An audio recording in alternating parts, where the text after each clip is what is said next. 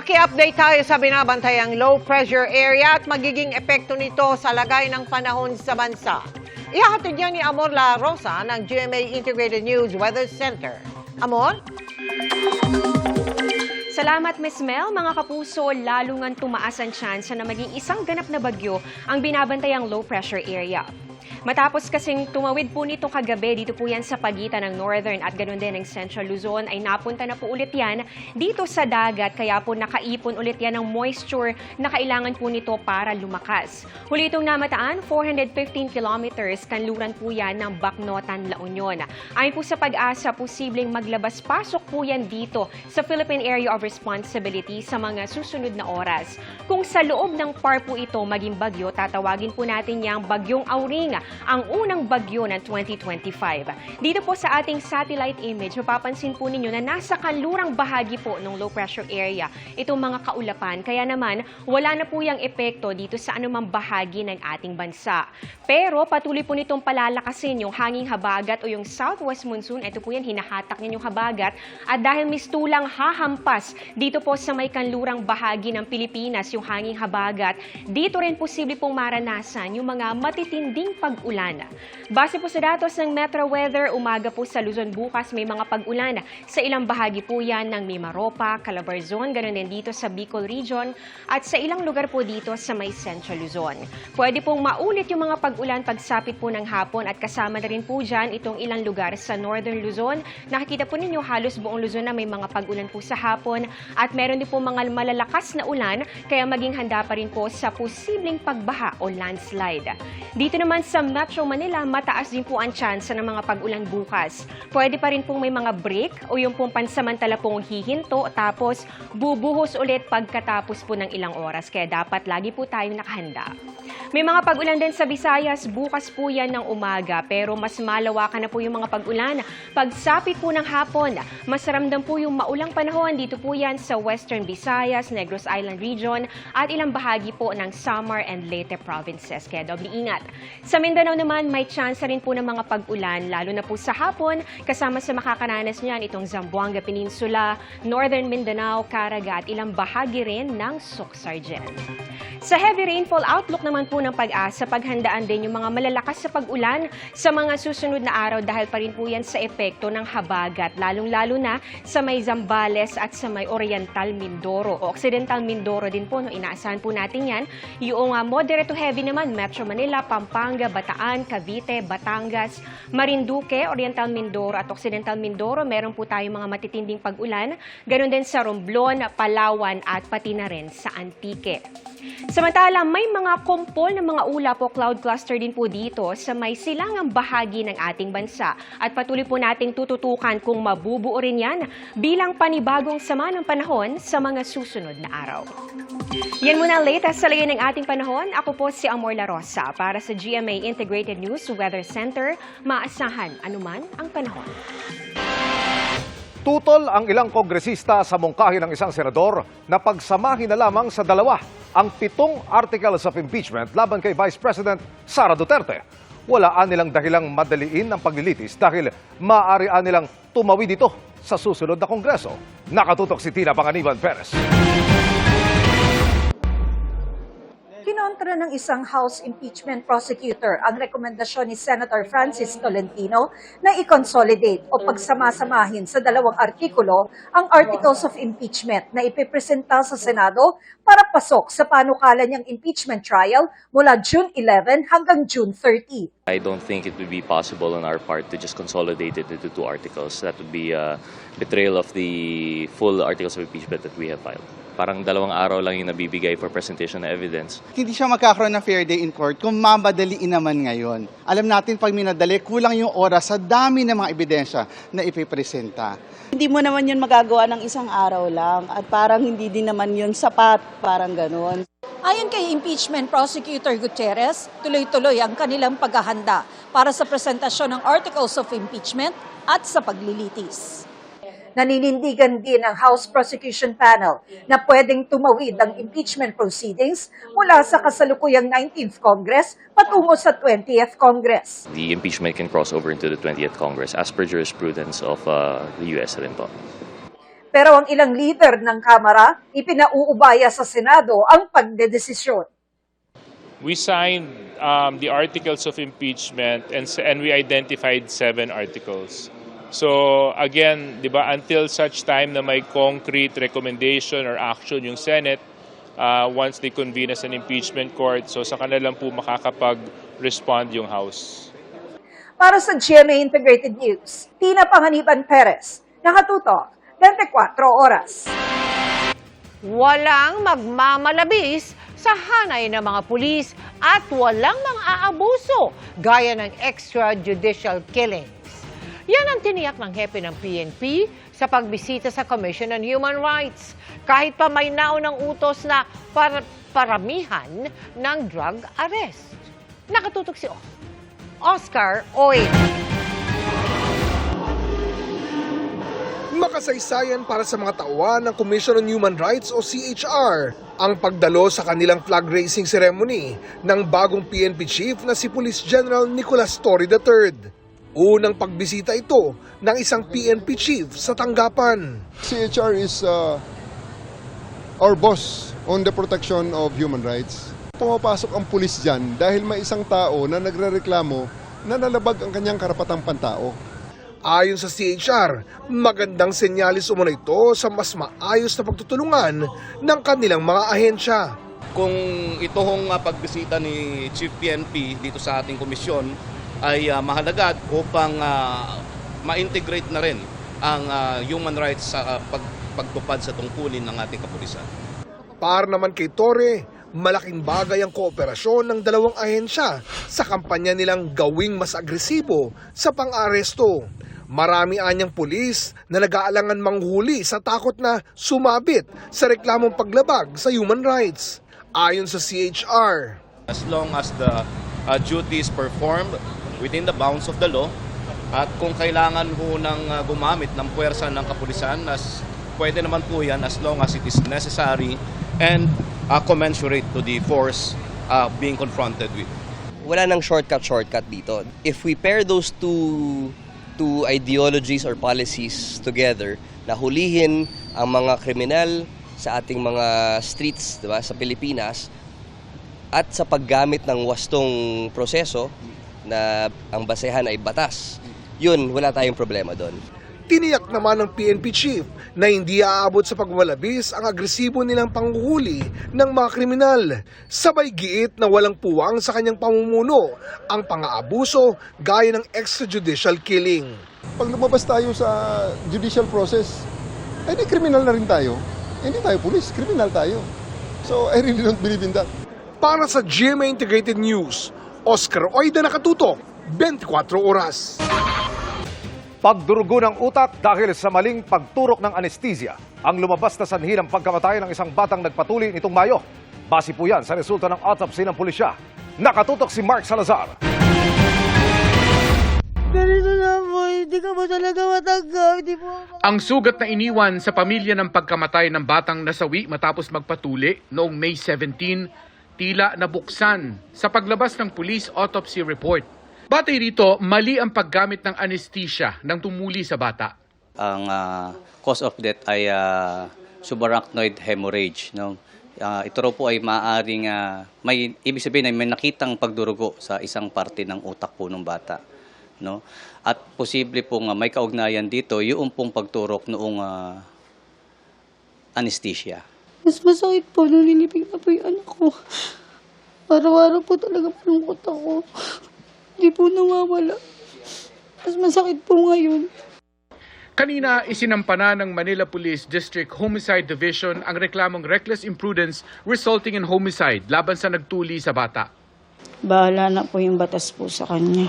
Pinihiling ko rin po na matapos na po ito yung makulong na po yung doktor.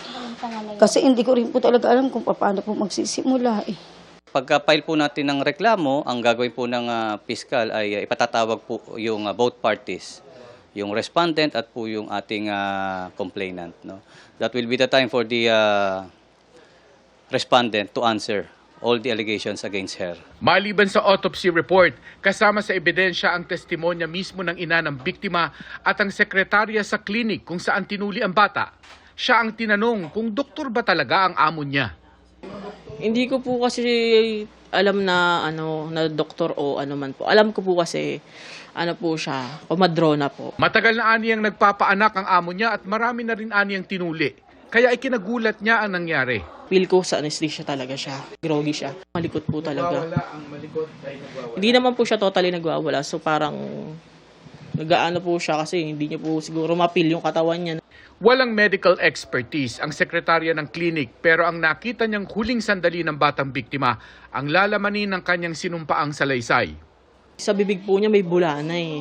Tapos ang mata, Hindi ko po siya nakikita eh. Parang tumaano po parang tumitirik po. Pero malakas po siya hanggang sa matapos po yung tuli, kinakausap ko po siya para sana ma-relax siya. Sinusubukan pa naming kunin ang pahayag ng babaeng nagtuli sa bata na tumatayo ng akusado sa kasong ito.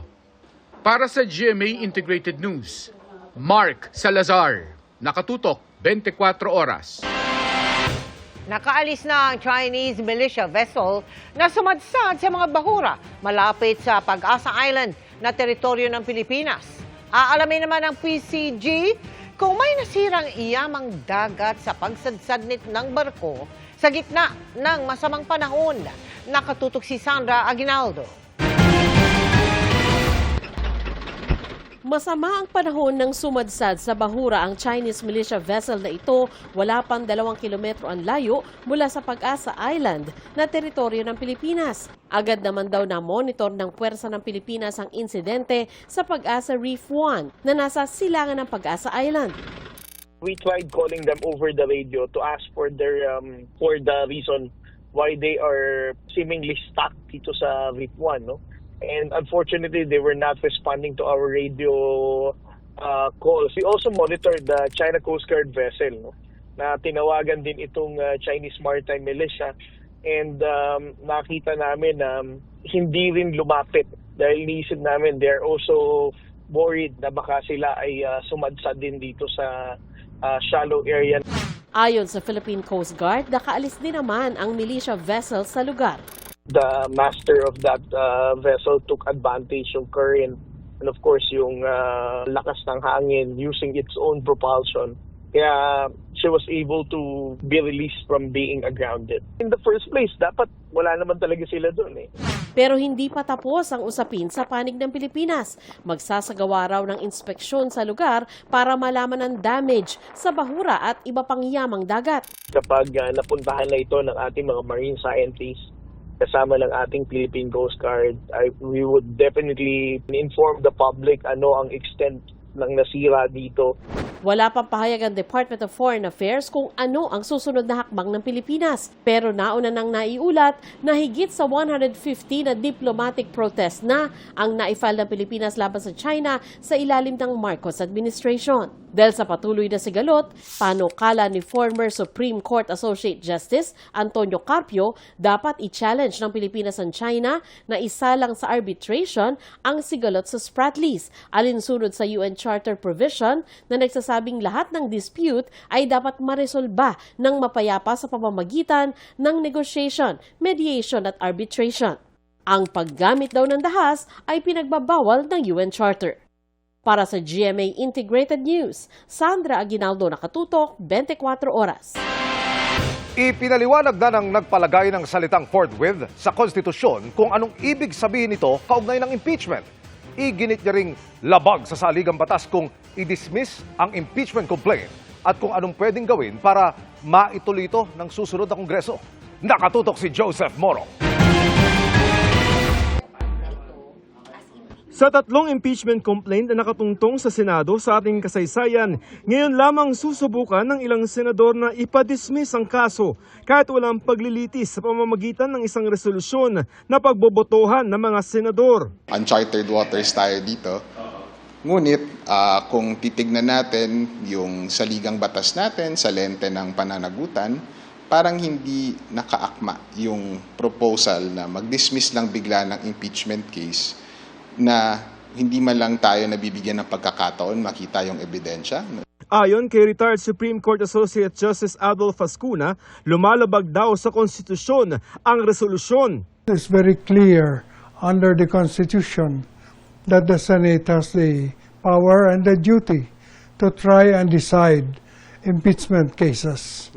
So they cannot abdicate that duty. Sa Article 11, Section 4 ng Saligang Batas nakasaad na trial by the Senate shall proceed forthwith. Ito ang pinagdedebatihan ngayon at ang sinabi ng isang panig, ang ibig sabihin ng forthwith ay agad-agad simula ng paglilitis. Ang salitang forthwith ipinalagay ni Ascuna bilang miyembro ng Constitutional Commission na bumabalangkas sa 1987 Constitution. It can mean immediate. It can also mean without unreasonable delay. Forthwith, hindi necessarily right away.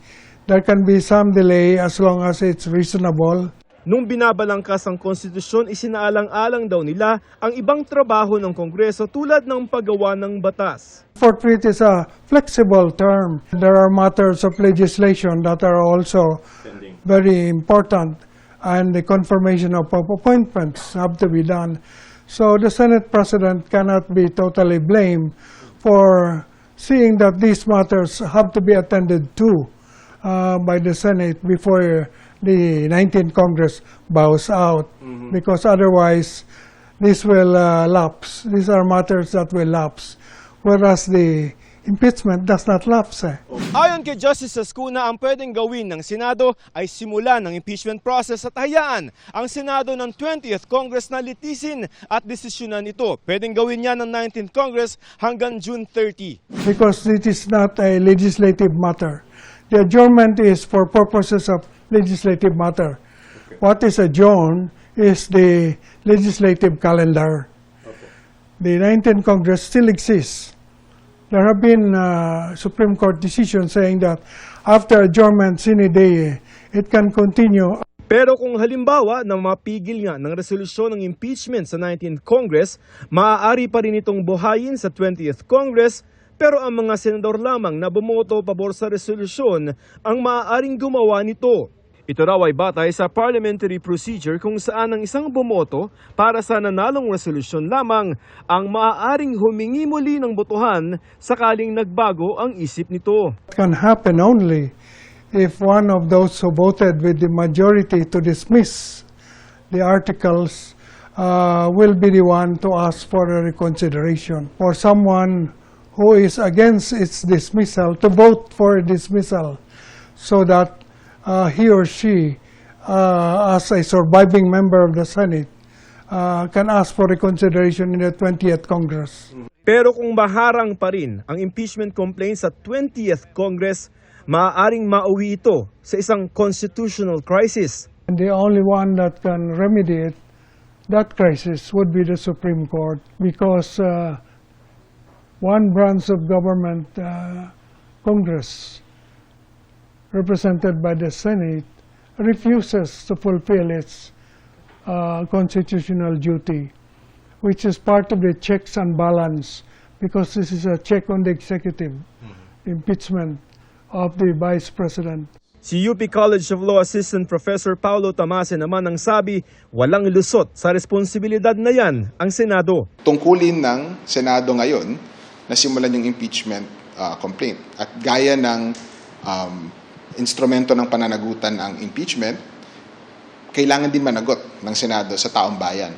Para sa GMA Integrated News, Joseph Morong, nakatutok 24 oras.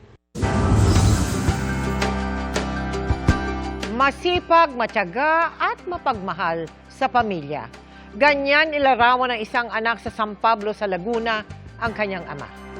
Pero umaapila siya ngayon ng tulong dahil ang kanilang haligi ng tahanan humaharap ngayon sa matinding pagsubok dahil na stroke. Sa loob ng 2 dekada, iginugol ni Eric ang oras sa pagtatrabaho sa farm. Mapagtapos lang sa pag-aaral ang nag-iisang anak na si Jemarie. Batid ni Jemarie ang sakripisyo ng ama. Kaya na makapagtapos, unti-unti siyang bumawi sa mga magulang. Pero hindi pa man tuluyang nakakabawi si Jemarie sa pamilya, pumanaw ang kanyang ina sa sakit na chronic kidney disease. At nitong Mayo lang, na-stroke ang ama. Pag-ikot ko po doon sa CR namin, nakita ko po si Papa nasa sahig na, nakahawak po sa ulo niya. Pero may malay naman po siya. Kwento ni Jemarie, hindi nawawala sa kanilang hapag ang maaalat na sawsawan. Pero kahit nahihilo kung minsan ng ama, hindi naman ito makapagpa-check up. Sobrang taas ng blood pressure, 210/110.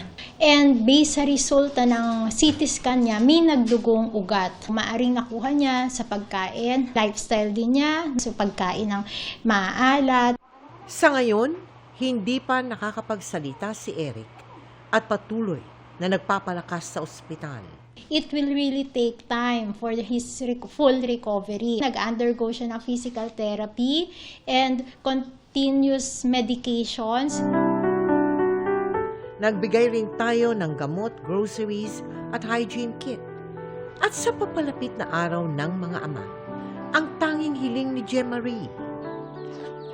Papa, Happy Father's Day. Huwag kang mag-alala. Paglabas mo, ako naman ang mag-aalaga sa'yo. Gusto ko pong humingi ng tulong sa inyong lahat. Yung tatay ko na po yung meron ako, kaya gusto ko isalba po siya. Pati po yung pag-therapy niya, magkakaroon po yan ng maintenance, hindi ko po talaga kakayanin. Sa mga nais tumulong kay Eric, maaari kayo magdeposito sa aming mga bank account o magpadala sa Cebuana Luwalier. Pwede ring online via GCash, Shopee, Lazada at Globe Rewards. 2 million views and counting ang pinusuang Shake It to the Max entry ni Miguel Tanfelix sa TikTok. Pero bukod sa galing sa pagsayaw, inspired din si Miguel na galingan pa ang pagganap sa mga batang riles. Makichika kay Lars Santiago. Hindi nagpapahuli si mga batang riles star Miguel Tanfelix sa mga nauusong TikTok dance trend. Napatok sa mga certified TikTokerist gaya niya. Ang entry nga ni Miguel sa Shake It to the Max trend. May 2 million views na sa TikTok. Kahit sa all-out Sunday stage, maaasahan ang pagpapamalas ng galing ni Miguel sa pagsayaw. Malaking bagay nga raw ang background ni Miguel sa dancing, sa pagbuo ng action scenes sa mga batang riles. Kaya ako nagustuhan yung action dahil para siyang sayaw, may choreography, kailangan mo ng body coordination. So iniisip ko para lang nagsasayaw ng iba yung steps at may emosyon, may galit, may rage. Sa nalalapit na pagtatapos ng mga batang riles, may mixed emotions raw si Miguel sa nalalapit niyang pamamaalam sa role niyang si Kidlat. Sobrang minahal ko talaga yung character ni Kidlat eh. Yung mga challenges na kinakaharap at kinaharap niya sa buhay, talagang sakit sa puso eh. Talagang gusto mong damahin talaga bawat eksena. Grabe naman, sa takbo ng kwento, balik sa pagiging bantay riles si Kidlat at ang mga kaibigan niyang riles boys. Hindi pa rin nila nakakamit ang kapayapaan dahil alam nilang buhay pa si Matos at desididong puksain ang mga taga-riles. Para kay Miguel, malapit mang magtapos ang kanilang series. Binuhay naman ito ang adrenaline at passion niya sa paggawa ng mga umaatikabong eksena. Nag-enjoy ako ng sobra dito sa mga batang riles. And at the same time, feeling ko nasa surface level pa lang po ako ng genre na action. Kaya gusto ko pa pong palalimin. Lars Santiago, updated sa showbiz happening.